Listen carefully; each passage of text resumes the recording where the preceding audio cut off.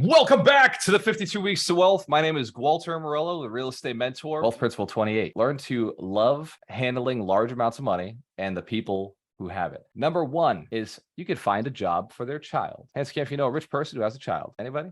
Yes. So their children are a big part of their lives. Number two, you could give to their charity. Anybody know a rich person with a charity? Is that like weird that they all have a charity? Every single one of them? Awesome. Excellent. Number two is you could give to their charity.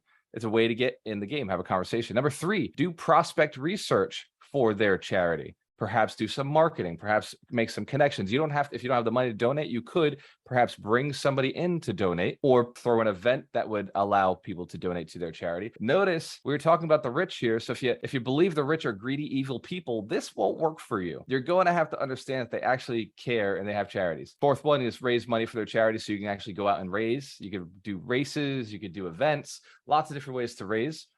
You could do 100 push-ups a day for 30 days and raise money for a charity. Number five, this one is one of my favorites. Find good deals. You know what the rich want?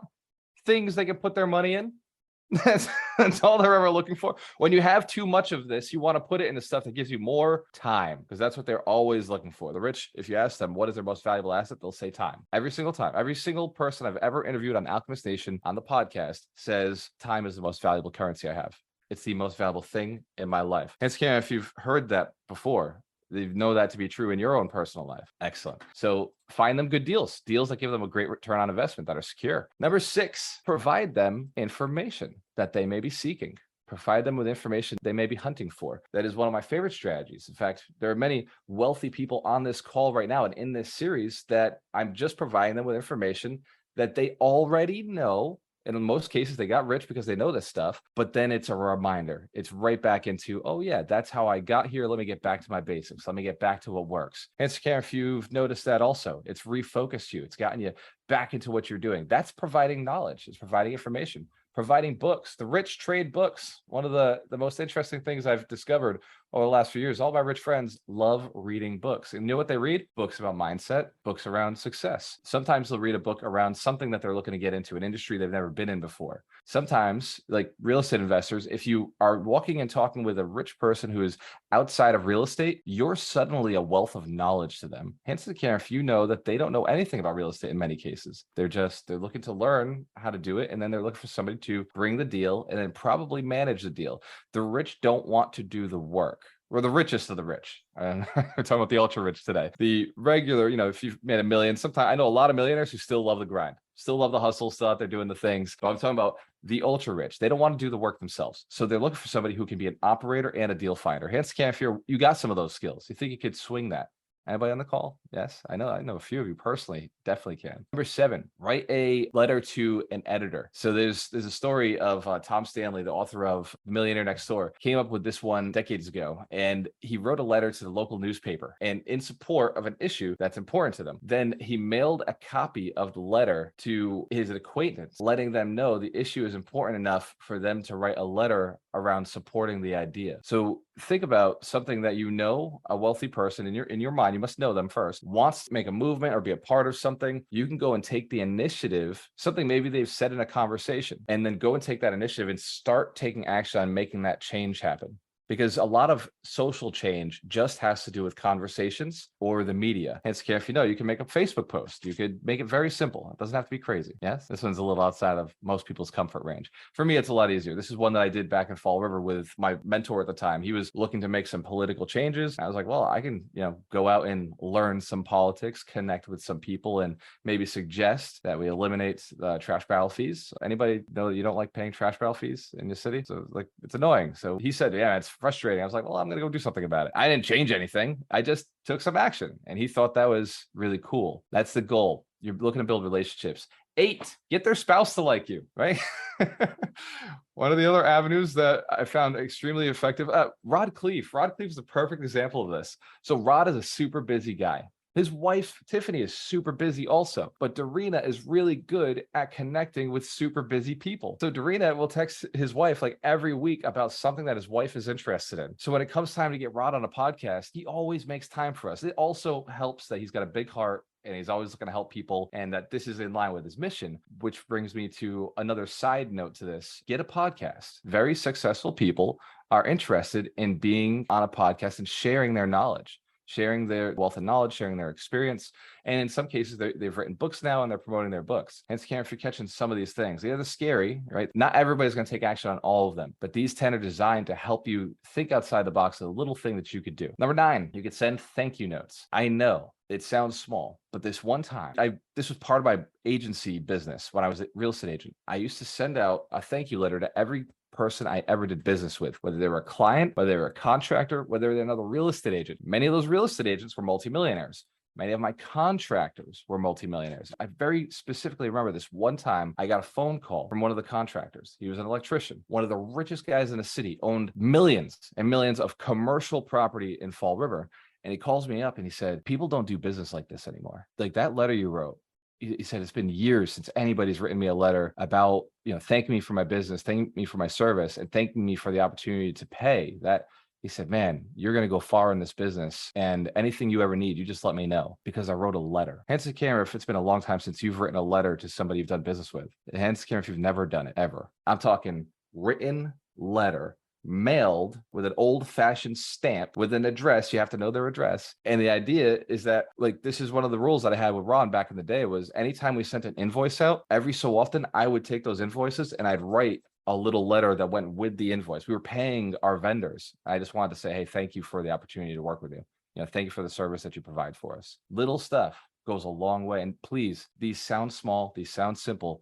This wealth principle is a wealth principle that can change your life like that. All it takes is one partnership. All it takes is one relationship. All it takes is one partnership or relationship or an idea or a connection from somebody who is ultra, ultra rich. We're getting this. If you aim high enough, half of a project that is completely funded or financed by somebody else, as long as you're willing to run the project and do the work, that could be the game changer. Who's ever said having money is the issue? Like, not enough money to do the deals. Has anybody ever said that? Yeah, everybody on this call has said that at some point. The money was the challenge. They didn't have enough money to go and do the deal. If you're looking at taking down a 1,000-unit building or a 1,000-unit complex or a portfolio, you're looking at something that's anywhere between $20 to $40 million, $50 million to do these deals on the cheap. But these could be $100 million deals easily. And that comes from other people's money. What if it came from one person? What if it came from one person who did the raise for you? Vinny Chopra has a story, and he'll be at the summit. He has a story about this first guy he borrowed money from. I think it was under $250,000. The first amount of money that he borrowed from this guy was like $150,000. He's now got $5 million from this investor rolling into his deals at any point. But beyond that,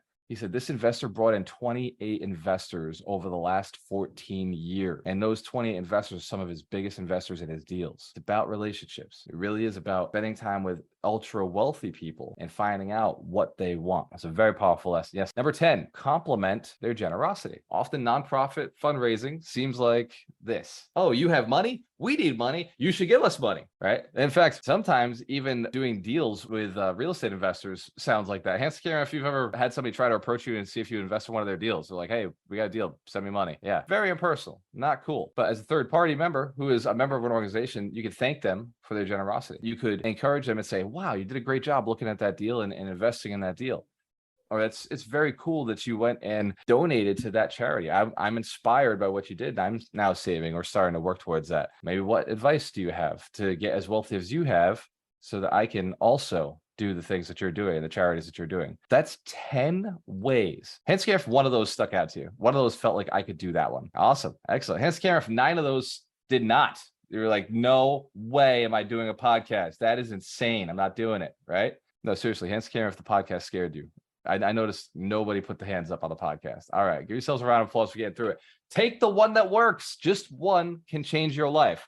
Just one new way of building relationships with the ultra rich can be the way that you start learning, getting your high level income mentors, getting access to capital. If you learn what kind of deals they're looking for, all you have to do is do the deals that they're looking for. In fact, Ron and I called 2 of the richest guys we know last week. We just called them just to ask, hey, what are you investing in right now? Do you know what we got for an answer? The truth. We got what they're investing in. Now we know exactly where they want to be. And who would like to know what that is? Who would like to know what these guys were like? Multi-millionaires, like super, super rich, super cool, super rich. Hands can if you want to know what they're investing in. Real estate. I talked about stocks. I talked about crypto. I talked about, random business, like internet business ideas. I talked about a medical business idea, and I talked about business in general. And they're like, look, if it's a real estate deal, I'll do it. The numbers work. The deal looks good. I'll invest in real estate. The other one was strategic business that owns real estate, businesses that own assets, businesses that have something that recourse could be taken on. But even that one, the only one of the gentlemen was interested in businesses. Majority were saying, hey, I'm investing in real estate right now, and like big deals, not little deals. But they've invested $1 million. One of them invested 100,000 with us a while back, and we still have some of that money with us. We're still rolling some of that investment money. So these are people we've already built relationships with. Didn't call for more money, but just called to say, what are you investing in? What is your target property? What is your target kind of investment? Maybe that's a target you should do this week. Maybe that's something you can write down. Go and reach out to the richest person you know and ask them, what are you investing in right now? What do you want more of? What kind of deals do you invest in? What kind of deals get you the most? What is your buy box or investment criteria? I've been calling and speaking to a lot of our investors this week, people who invest in our products and invest in our investments and our projects. And I've been asking them, what are you investing in? Where are you investing? What kind of return on investment are you looking for? Just to get a feel for what the investment market looks like right now. And pitching, okay, like what about this? What about this? What about that? If I did a syndication, what about an internal rate of return of 20%, 25%? Is that okay with you? If I did something that was only 8% interest, would you be interested? And I was getting my answers. Research can only be done if you have that client in your database. That's what the Recession-Proof Challenge has been. These last 13 days that we've been going through it has been all about connecting with 100 people. Some of you are smart enough to say, I'm just going to connect with 100 millionaires or 100 multimillionaires. And some have said, I don't know how to connect with all those people. And we're working through a process. And the Recession-Proof Challenge is designed to get you around whoever you want to be around.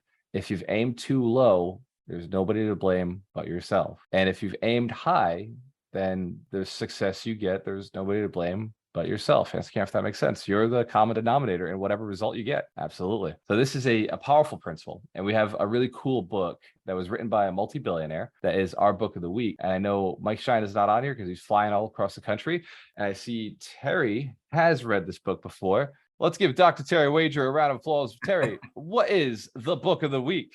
Sam Zell is a billionaire, and he's involved in energy. He's involved in real estate. He's involved in pretty much anything you can be involved in that has money involved. And see how involved I am in using involved. The book is amazing. It's autobiography of how he got started, what he learned from his dad, and basically his journey throughout the years since 1968 or something like that when he did his first deal. And three things that I got out of it was you got to put skin in the game. You got to put in order to be able to do anything.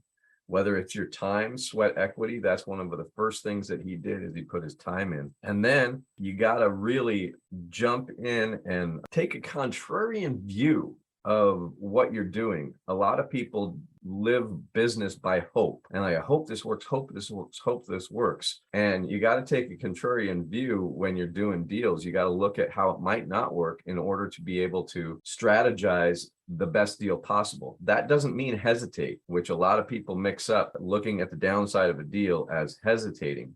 You still got to go for it. You just got to make the deal work for you if you're going to move forward. And then you still want to make it good for them too, because that's how deals work. Everybody gets something out of it. And the third thing, and I think one of the most important, is really focusing on your reputation. You want to make sure that your name attached to anything you do makes people excited to talk to you, excited to do business with you, maybe even have a little bit of biblical fear, which is awe and trepidation, to make sure that they know that when you walk in the room, you're serious. One of the biggest things that I've seen with people is they don't come to the table serious. They take themselves too seriously, but they don't take the deal serious enough. And so reputation is all about taking the deal serious, taking the other person across the table from you serious, and being present with them. And that's all about reputation. So 3 things: put skin in the game. Invest in yourself and invest in your deals, and don't be afraid to put more in. Take a contrarian view and pay attention to the downside of things so you're not caught off guard. And then 3, make sure you got a good reputation. Don't have a reputation of just going for anything, and don't have a reputation of hesitation. Because if you have a reputation of hesitation, nobody wants to do a deal with you. That's what I got out of that book. I would read it. You'll probably get something different. Let's give Dr. Terry Wager a big round of applause for handling the book of the week this week. And one more thing, there's a story in the book that I really liked. It was called The Grave Dancer. He got this nickname for being a grave dancer for when a company was going under, he would go and acquire that company. So he would be keeping an eye on companies that weren't doing so well, and he would be doing these acquisitions with his fund, and then he would turn those companies around. He had a strategy for turning them around, and he just would plug them in. He'd see them running an old way, and they'd throw new technology into the business that he'd proven over and over works. So he would just do these acquisitions as the grave dancer. And it was just very funny because he got a bad reputation. Many real estate investors can connect with this. Got a bad reputation. Oh, you take advantage of people who are in bad situations. I just show up when they need me. When somebody is, desperate to sell their house and they're willing to sell at a discount, that does happen to be when I show up. When people are looking to get top dollar, guess what? There's 1,000, a million other people out there who are looking to pay top dollar. I'm just the guy who comes in and fixes the problem. When it's a mess, I pay less, and then I fix it, and then I get more. Hence the camera, if it's okay to solve people's problems when they're in really, really desperate spots. If you think, yes, and for anybody who's listening who doesn't think it's okay, talk to your doctor, right? You only go to them when you're in a really bad spot, and you pay them more than you pay anybody else. Look at your insurance that you're paying out. There's a lot of money in desperation. There's a lot of money when people are on the line. I've talked to people whose entire life has been turned upside down because of medical bills, $1.7 million medical bills, or $600,000 medical bills. So if you don't think that helping people in desperate spots is a good thing, then I guess you don't need to ever go to the doctor again, right? COVID just happened the last 2 years. Who got COVID at some point, right? Who knows people died with COVID? It was a very serious disease, very serious illness, cold, a virus, and it took out a lot of people. Thank God for the doctors that were there on the front lines, handling a desperate situation with desperate people. It's the same exact thing with the financial world. When people are in a desperate spot, that's when they need us to solve their problem. There's nobody else who can do it. The person who's looking for that fixed house, the pretty house, who needs 60 days to close because they're a real estate just newbie, they're just new to the game, they don't have, and the pre-approvals fall apart and all these different things. They need somebody who can close in cash. That's where you solve that problem. The 52 weeks to wealth are designed to help you get rich. They're designed to help you double your income. They're designed to help you double your net worth. Hence, if you are still committed to becoming one of those millionaires, we're on a mission to build 100 millionaires, inspired to build 100 millionaires. The Recession-Proof Challenge is going on right now. You can register today at challenge.alchemistnation.com. If you aren't already in it, you should be. I guarantee you. And if you are in it and you're like, oh my God, there's a lot of things going on, you're welcome. It's called a challenge for a reason. If I made it easy, nobody would talk about it. But because it's intense, and because there are a few people who are literally able to keep up with every single lesson every single day. By the way, the secret to this is non-perfectionism. For you perfectionists, I'm sorry, you're behind. But for the non-perfectionist, you're doing wonderful. For the person who says, good and done today is better than perfect a year from now, or a month from now, or 2 months from now, is going to beat you, because you can always go back and tighten up. You can always go back and improve. But if these are things you've never done before, don't expect to be the expert. Don't expect to be perfect. Perfection is deadly. They say the devil's in the details. No kidding. It truly is. Now, one of the requirements to be extremely successful is perfection. You must be a perfectionist in order to be extremely successful. When you get to a level that things have gotten so competitive, you do have to get a little better than everybody else. But when you're just getting started, good and done will always beat perfection until you've proven a stream of income, until you've proven that this thing works, until you've proven that you're good at it. And over time, you'll get better. I love you guys. Man, what a great journey we've been on. We're over halfway through. Wealth Principle 26 was halfway through. We're now into the really powerful wealth principles. They stack on everything that you've done over the last few weeks. They stack on everything you've done over the last 6 months. These next principles, we lead closer into the summit. By the way, the summit is right at that point where you're 3/4 of the way through the wealth principles. The year ends in February for us. It doesn't end in December because two people were too busy in December for me to end the year there. It ends in February. So as we're continuing through, as we lead towards the summit, be thinking about, who are you going to present yourself as when you're in a room with over 200 millionaires, when you're in a room with thousands of future millionaires. By the way, some of those future millionaires may become your partners. Some of them may be the people that connect you with somebody else. It's going to be a very, very important 3 days. And for our VIPs, well, an important 4 days, because you get the extra day with me on Thursday to talk about scaling your business, talk about getting to the next level with your teams and culture. And there's something very interesting that will help prepare you to get there. And that is a recession-proof challenge. If you're feeling like you might be a little behind on your goals, If you're feeling like a little stuck, then register for the challenge. If you're feeling like, man, I know it's overwhelming, there's too much to do in there, good. Learn the steps. You don't have to take perfect action. Just take good action. Just do one little thing 20, 30 minutes a day, and it will get you to the next level. Alan Knowles dropped in the chat. He said, the 30-day challenge could also actively be called the 30-day motivational or inspirational tool. Let's give Alan a big round of applause. He's crushing it in the challenge right now. I love it. So click the link. It is challenge.alchemiststation.com. Let's give everybody in the challenge who's already jumped in a big round of applause for crushing it, for taking themselves seriously, for building their 100 relationships. And for some of you, making your connections with your first 100 millionaires who could potentially become millionaires, who build millionaires. Give everybody a big round of applause one more time. I love you guys. This has been a powerful lesson. We're going to open it up to questions and answers. Take action. In fact, do a video today. I know many people are afraid of Facebook Lives. Who's done one before? Hands up if you've done a Facebook Live before. You know you're a badass. All right, all right. Look at this. It's our whole community. All the people in the mentorship program have done it. So I want you to go and I want you to do a Facebook Live today. I want you to gear it towards somebody who's wealthy. Now, don't say their name unless you got a connection with them already, or you're looking to do that admiration thing, which is very clever, and you could say their name, but make sure that you're saying something that might attract or draw in somebody of high net worth. These things, like I mentioned earlier, could be there's a charity that they're doing or interested in that you're also looking to serve or help. It could be that you've got a deal that they might be interested in. It could be that you're in a position to provide some information around the marketplace right now that they may be interested in investing in. But make a post about your appreciation for the wealthy. Make a post about how I hang out with all these millionaires every weekend, and I just love how abundant they are. I love how they're sharing their knowledge. I love how they're showing love to each other. And it made me think of this other millionaire who's a friend of mine. They've always done this. Hands can if we could do a quick little video like this. Yeah, very easy. And obviously for bonus points, you tag somebody rich, right? The bonus points are only for the brave. They're only for the courageous.